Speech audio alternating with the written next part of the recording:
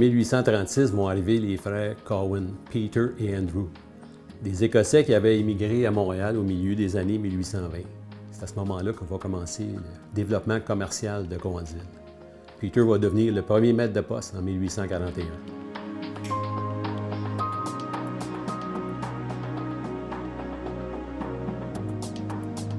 Entre 1870 et 1920, Cowansville va devenir non seulement un petit centre commercial, mais également un centre de service pour la population de la région grâce à sa gare ferroviaire. Car avec l'arrivée du train en 1870, Montréal n'est plus qu'à 2 heures de distance. Pendant cette période-là, il va y avoir l'ouverture de 2 succursales bancaires, de petits commerces, des hôtels, ainsi que quelques petites usines, dont l'usine Vilas, un fabricant d'instruments oratoires et de pupitres d'école.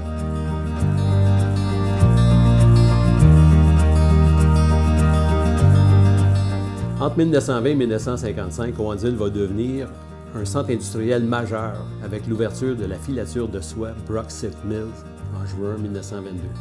Au cours de cette période, la vie économique et même la vie sociale, sportive et culturelle de Cowansville va dépendre en grande partie de l'usine Brock. Tellement que Cowansville va même devenir presque une company town, car en 1945, l'usine Brock emploie plus de 1200 personnes, alors que la population de Cowansville est d'à peine 3600.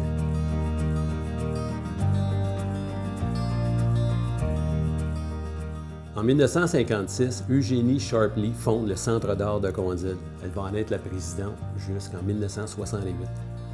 Gerald Brock, président de l'usine Brock Mills, va aider à fonder le Centre d'art de Cowansville en fournissant des locaux gratuitement au club récréatif Brock, qui est aujourd'hui le musée Brock, et aussi en fournissant non seulement des moyens pécuniaires, de l'argent, mais également ses nombreux contacts dans le monde des peintres, car lui-même était un peintre amateur. Le Centre d'art de Cowansville présentera des expositions jusqu'en 1979. La première exposition de la collection permanente Brock Lee eut lieu le 2 décembre 1960.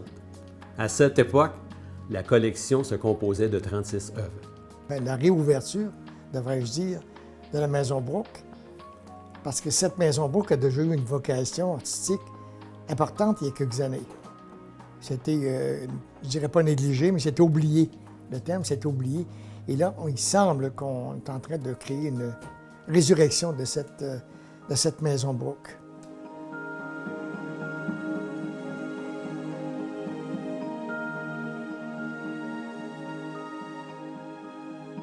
J'ai trouvé des trésors. Et effectivement, ça remonte évidemment à M. Brock, qui était le propriétaire de cette maison-là et qui, lui, a légué des œuvres. Et parmi ces œuvres-là, il y en a qui sont très importantes dans l'histoire de l'art du Québec en particulier et du Canada. Et j'ai peut-être un mandat plus pointu qui tourne autour du musée Brock pour vraiment le faire connaître davantage et m'occuper de certains aspects du musée, entre autres la conservation, parce qu'il y a une collection très importante. C'est beaucoup des artistes qui ont été connus dans les années 40-50, puis le groupe Beaverhall, c'était plus les années 20. Ce qui est intéressant, c'est qu'il y avait une parité homme-femme dans cette école de peinture-là, qui n'a pas duré très longtemps, mais ça a permis aux femmes peintres du Québec de vraiment se faire connaître. Au niveau du patrimoine historique et artistique d'ici, de la région, c'est vraiment important. Parce qu'en gros, la plupart des artistes qu'on a aussi, ils ont un rapport avec la région. Il y en a un peu partout, là, mais il y en a beaucoup qui viennent de la région ici ou qui ont peint dans la région, comme A.Y. Jackson, il habitait à Sweetsburg. Et puis, il peignait beaucoup dans la région de Brome, du lac Brome. Beaucoup de ces gens-là, même les gens du groupe Beaverhall, c'est connu, beaucoup avaient des résidences secondaires ici, dans le coin, dans la région.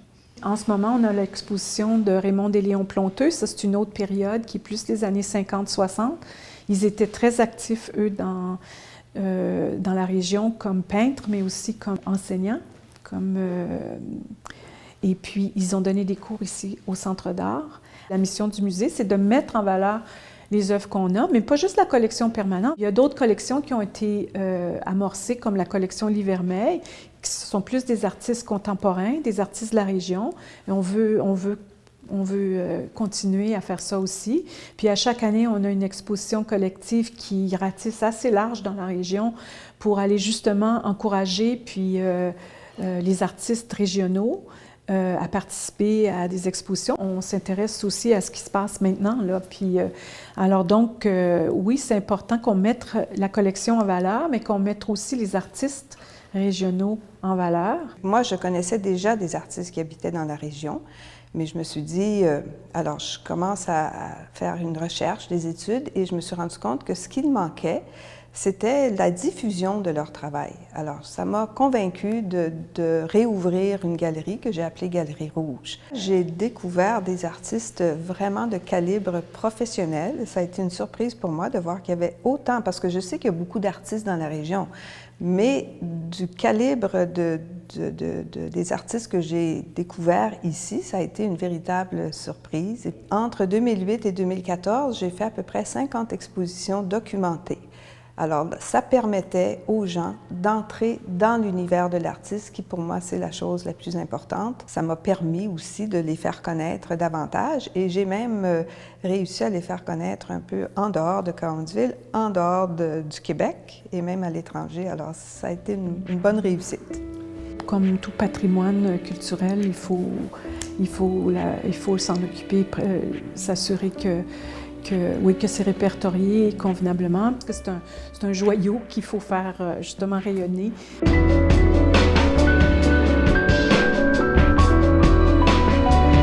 En 1955, 3 entreprises, Brock Mills, Meubles Weilis et Albany Felt, assurent presque 80 % des emplois industriels ici à Cowansville. Le conseil municipal entreprend à ce moment-là un vaste programme de développement industriel qui va attirer de nombreuses nouvelles usines et créer plus de 1000 nouveaux emplois dans la décennie suivante. Pendant cette période, la population de Cowansville va doubler et le territoire va tripler en superficie, à tel point qu'on va manquer d'eau. Et la création du lac artificiel, le lac d'Avignon, en 1965-66, va solutionner ce problème qui était presque centenaire.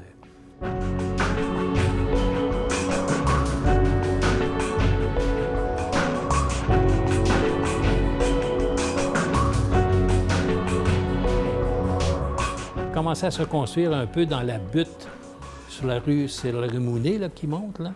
Il y avait quelques maisons, là. Et du côté de la Roche, la rue Larouche, mais on pourrait s'en parler, la rue Larouche, mais dans ce secteur-là, là, ils commençaient à avoir des maisons. Puis ils ont trouvé qu'il était surévalué. Alors, il y a eu un mouvement de protestation sur ces gens-là, puis ils ont voulu s'annexer à Cowansville. Ils ont fait une pétition. Avec ça, c'est que Swissburg devenait seulement la rue principale, puis eux autres, ils encerclaient. C'était drôle. Puis à ce moment-là, c'est le maire Mounet, c'était un médecin. C'est moi qui ai présidé au référendum. Puis il est en faveur de l'annexion. Lui, il est en faveur de l'annexion. C'était un petit village, Swissburg. Hein, et ça a passé au Lamin. Et c'est comme ça qu'on s'est annexé. C'est ça qui a permis à ces deux villes-là de s'éclore, en fait, de grandir, de devenir une communauté bilingue, de devenir une communauté de demain plutôt qu'une communauté du passé, parce que des actifs qui étaient démodés, tranquillement pas vite. On est ici au musée Brock, mais la Brock Mills, quand j'étais petit gars, c'était un employeur important. C'est devenu caduc, cette industrie-là. La Weilis, qui fabriquait des meubles, c'était une industrie très importante. Elle n'existe plus. Il fallait la remplacer par d'autres choses. Fait que fusion des villes, fusion des mentalités, capacité d'eau. C'est tout un mariage qui s'est tenu, mais ça a commencé par la fusion, parce que pas de fusion, pas de lac. J'étais pas au conseil à ce moment-là, parce que c'était Claude Noiseux, l'avocat, qui est avocat de la municipalité. Il est décédé aujourd'hui. Et c'est là que ça s'est placé. Puis là, il a commencé, il y a eu beaucoup de... Évidemment, ça prenait d'abord l'arpenteur géomètre, ça prenait des recherches pour savoir si c'était possible, et il y avait les terrains qu'il fallait inonder. Ça s'est tout fait au temps de Claude Noiseux. La base, donc la base. À l'époque, il y avait deux raisons primordiales pour faire le barrage. C'était de régulariser l'égouttement de l'eau au printemps en particulier, pour éviter que, justement, le boulevard des vétérans et tout ce coin-là soit inondé. Et, à cette époque-là, la ville de Cowansville s'alimentait au lac Tétro, qui est devenu le lac Bromont, puis le lac Gale, qui était beaucoup trop petit pour alimenter une ville qui grandissait rapidement. Alors, une des façons de voir les choses, comme mon père disait tout le temps, si on n'a pas d'eau, on ne grandira pas, on va être condamné à rester petit. Alors, il voyait ça comme quelque chose de nécessaire. Ce n'était pas un luxe, c'était une nécessité. Puis en même temps, il disait, bien, on va créer un plan d'eau dans le cœur de notre ville, on pourra faire un beau parc avec ça. Moi, je dis que c'est son titre de noblesse à Roland. Il s'agissait d'y penser. Pourtant, on voyait ça. On voyait ça, mais personne ne pensait que c'était l'endroit idéal pour faire un lac. C'était une cave, ça, en fait. Hein? C'était un endroit propice pour un lac. C'était naturel. Je sais, chaque printemps, c'était inondé. Là, je vais vous parler comme un petit gars, là. Parce que là, je suis pas un petit gars, je suis passé cet âge-là pas mal, mais à l'époque, j'étais un petit gars. Puis évidemment, de voir ces grosses bêtes-là arriver, des gros bulldozers, à ce moment-là, il y avait ce qu'ils appelaient des pan scrapers. C'était des équipements qui étaient utilisés à l'époque, mais les pneus, ça faisait 2 fois ma hauteur. Fait que là, je regardais ça de même, puis c'était impressionnant. Puis le bruit que ça faisait. Et puis là, tu voyais la rivière qui continuait. Il y avait, je pense qu'il avait joué avec le lit de la rivière pour être capable de contrôler l'eau, pour être capable de travailler. Mais de chaque côté de la rivière pour faire le barrage, puis éventuellement fermer la rivière puis que ça monte. Mais c'était gigantesque. De voir l'opinion des gens quand ça a été creusé et damé, de dire que ça ne se remplirait jamais. Parce qu'il y a bien des gens sceptiques, vous savez, on a beaucoup de... Ils appellent ça des contremaîtres de trottoir, là, sur le bord, toutes sortes de commentaires qui disaient que ça ne se fera jamais. Puis un bon matin, on s'est levé, puis c'était rempli, même si ça a débordé un peu. Il y a eu des excavations de fait, mais c'est pas un lac c'est pas un terrain qui a été surbaissé, c'est plutôt l'eau qui a été montée. Fait qu'il y a eu des maisons. Le petit canot, entre autres, a été inondé. De là, sa disparition. Pour les vieux de Cowansville, le petit canot, c'était les motels à la sortie de Cowansville. Il y avait des gens de construction qui habitaient là, parce qu'on faisait une route là, dans une des routes périphériques à Cowansville. Et puis ces gens-là travaillaient sur de la machinerie lourde et résidaient là, étant donné qu'ils n'étaient pas de notre région. Alors un des employés s'est réveillé la nuit. En mettant sa main près du lit, a réalisé qu'il avait la main dans l'eau. Alors on a dû évacuer rapidement.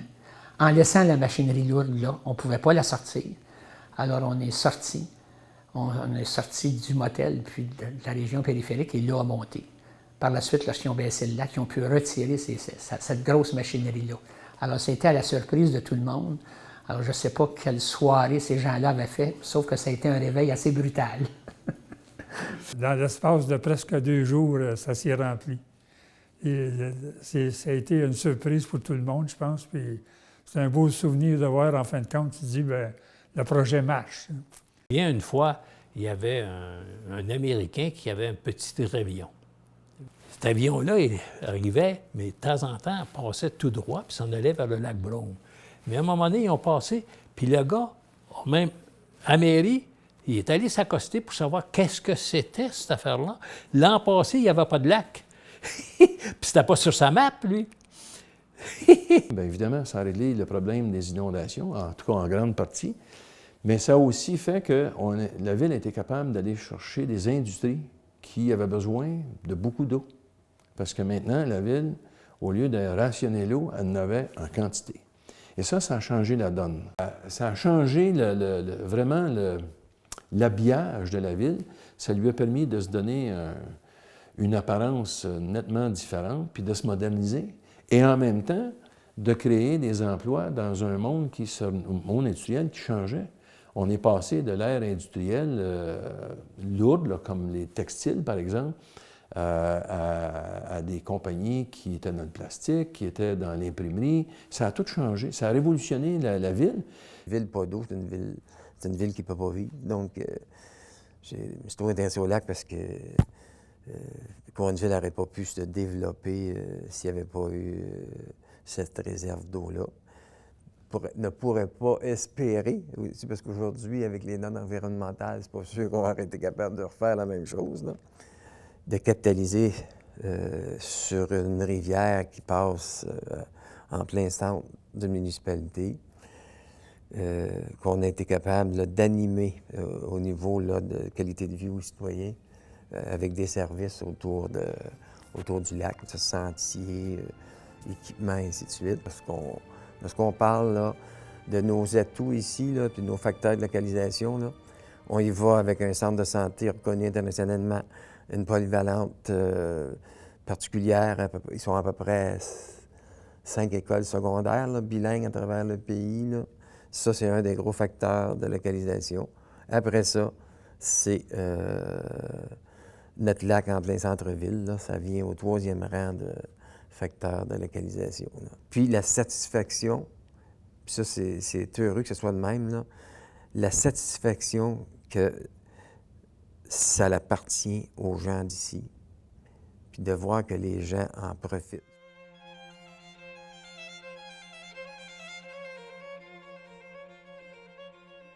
Les armoiries d'une ville constituent en quelque sorte sa signature en image.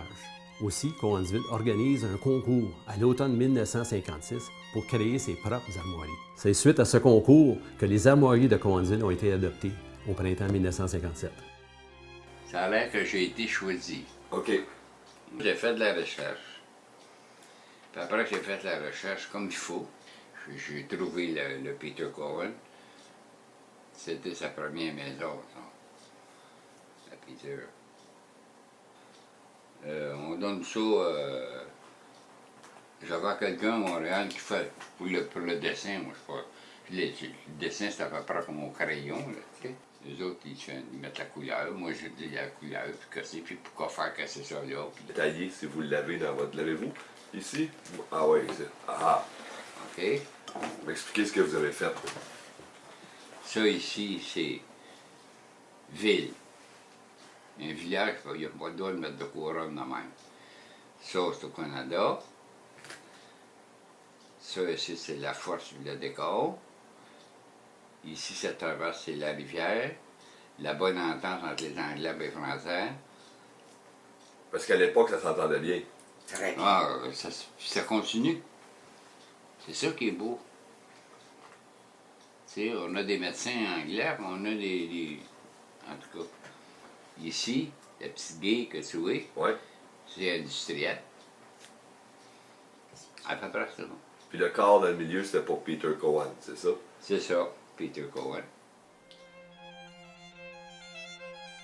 Les armoiries, on les utilise plus dans un contexte légal. Donc, tout ce qui est le service du greffe ici, les appels d'offres et tout ça, on va utiliser les armoiries également pour les communications officielles. Donc, si le cabinet du maire a à émettre des communications avec les différents paliers de gouvernement, bien, on va utiliser les armoiries dans ce cas-là. Pour le reste, on utilise la nouvelle image visuelle. Le logo est inspiré de la carte de la ville de Cowansville. Donc, on peut voir les différents axes routiers, la rivière et tout ça. Et ça démontre vraiment une des forces de la ville, qui est une ville-centre. Donc, tous les chemins mènent à Cowansville, on se plaît à dire ça. Puis aussi, bien, ça représente l'aspect d'un maillon. Donc, qu'à Cowansville, la proximité des gens, mais aussi la proximité des services, que tout se fait rapidement, tout est à portée de main.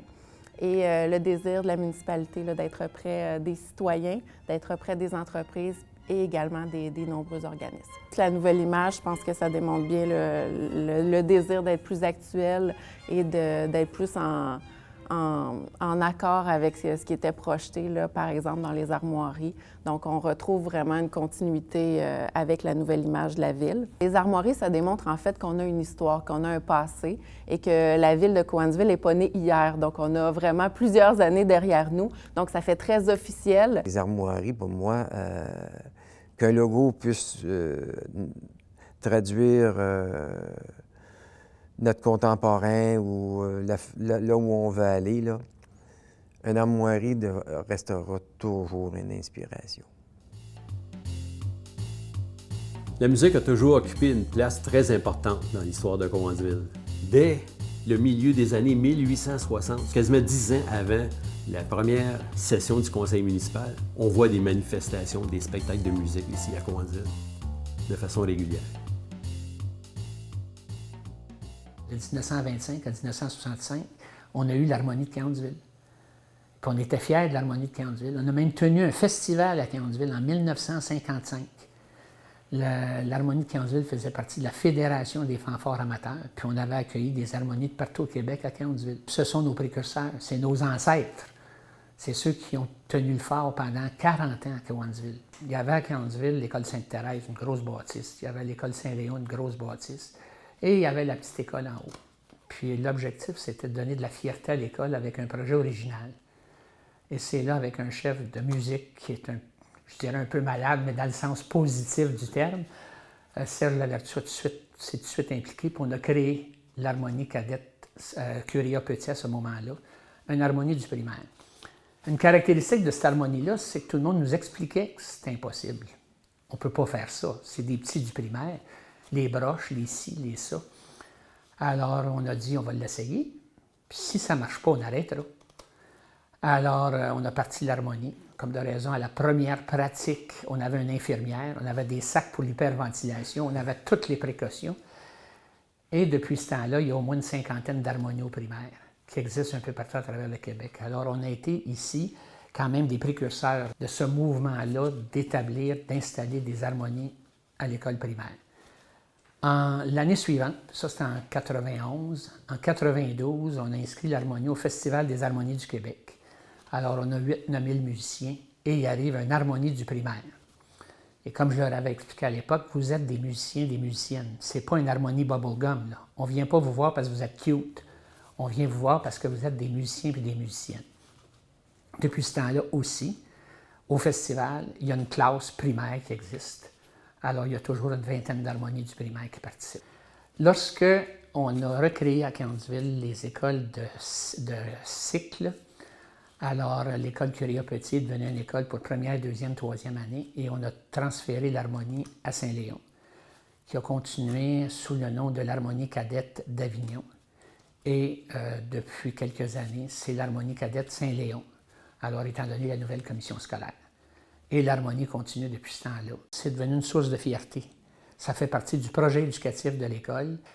Et depuis quelques années aussi, l'harmonie cadette est considérée comme un projet de concentration musique du primaire. Il y en a très peu au Québec. Et Saint-Léon fait partie de cette cohorte-là de groupes d'élite qui profitent au maximum de l'apprentissage par la musique instrumentale.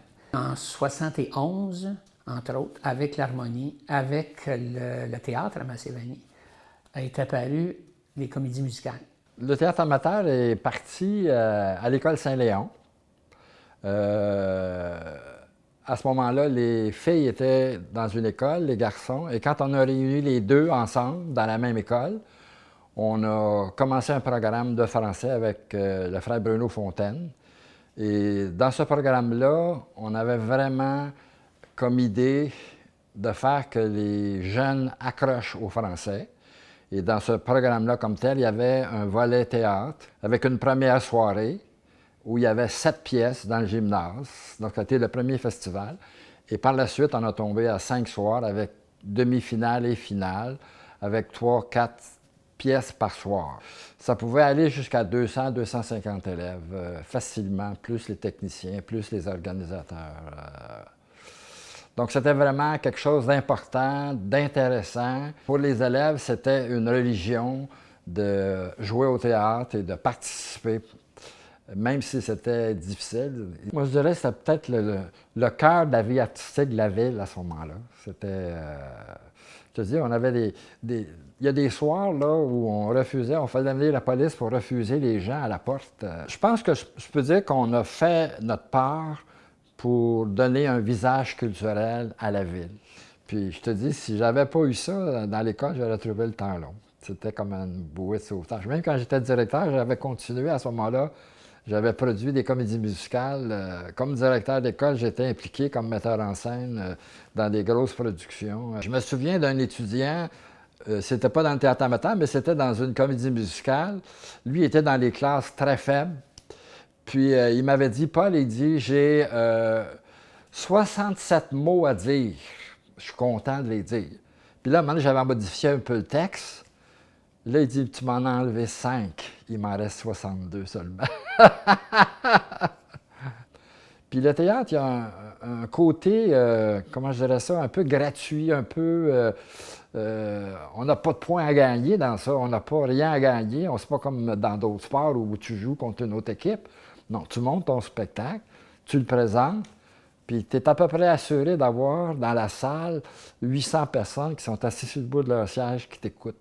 Des heures de temps. C'est absolument extraordinaire. Puis les élèves me rencontrent toujours, me disent « ça va l'air pas aimer ça ». Je pense que dans une carrière, c'est le plus beau compliment qu'on peut faire à quelqu'un et qu'on peut recevoir. En 86, les profs de musique sont allés à Shawinigan pour un festival de musique et ont eu la brillante idée d'amener le festival à Cowansville. Et on a tenu le festival en 1987 à Cowansville. On a accueilli à l'époque tout près de 4000 musiciens à Cowansville pour la durée du festival. Et c'est un petit peu comme les Olympiques dans un pays. Quand l'activité se déroule, ça a un effet, là, ça fait tache d'huile et par la suite, il y a un grand développement. Et au secondaire, ce qui est arrivé à ce moment-là, c'était aussi la création de l'Académie de musique au secondaire. Alors, un projet particulier en musique. Ce n'était pas encore un projet de concentration. C'est reconnu maintenant comme un projet de concentration. L'Académie de musique Massé-Vanier a été reconnue comme ambassadeur culturel de Cowansville. C'était que lorsqu'on se présentait partout, que ce soit à Sherbrooke, que ce soit à Montréal, que ce soit à l'extérieur du Québec, que ce soit aux États-Unis, c'était l'harmonie de Cowansville. Alors, c'est une source de fierté, c'est une source de réalisation, c'est une école extraordinaire pour les jeunes. Alors, Cowansville s'est fait un nom. C'est fait un nom un petit peu partout là, au niveau du monde musical. Le kiosque de musique du Parc d'Avignon, c'était en l'honneur de toute la vie musicale qu'il y a eu à Cowansville, autant des origines en 1800 que l'harmonie de Cowansville, que l'académie, la fibre nerveuse, puis la fibre profonde de la population ici. On sait que ça existe, c'est important, puis on est fiers. C'est une ville que j'aime. C'est une belle petite ville. On sent là, actuellement les traces, évidemment, l'histoire des loyalistes. Hein. Il y a des arbres, des gens, et ça c'est québécois aussi, francophone, les gens sont très fiers de leur petite maison, qu'elle soit grosse ou petite. Mais vous passez dans les rues ici, là, les maisons sont bien entretenues, il y a des arbres, il y a des fleurs. Mais quand on s'est annexé, on a fait avec Roland puis le conseil, moi j'en ai jasé, j'ai dit pourquoi vous n'amenez pas toute la place Swissburg? Il ne voulait pas, c'est un petit village, hein? Mais il tenait à Cowansville, lui. C'est une ville auquel moi je suis attaché. C'est mon chez-moi. Et puis, j'ai l'impression que ça va être chez moi encore longtemps. C'est ça, c'est à 4200 que la population de Cowansville. Écoute, il n'y a pas grand-chose ici. Le premier drapeau canadien, la feuille d'érable, a été tissé ici à Cowansville, à l'usine Brock Mills, à l'automne 1964. À ma perception à moi, Cowansville, c'est une ville qui est méconnue. Donc, il y a plusieurs beaux attraits à Cowansville, mais qui ont été gardés un peu cachés, un peu secrets. Donc, dans ma vision d'avenir, c'est vraiment de promouvoir ces nombreux attraits. Oui, il y a les services, mais il y a aussi plein d'autres choses qu'on peut faire à Cowansville. C'est une ville de services, mais c'est facile à Cowansville, donc je viens de faire un rime. Probablement que son point important va devenir la culture, parce qu'évidemment, on n'a pas les montagnes, mais on a le lac et on a la culture et on a une population vraiment intéressante. C'est ça. Puis les gens, je vais parler, les gens, tu sais, du jour, t'en entends, il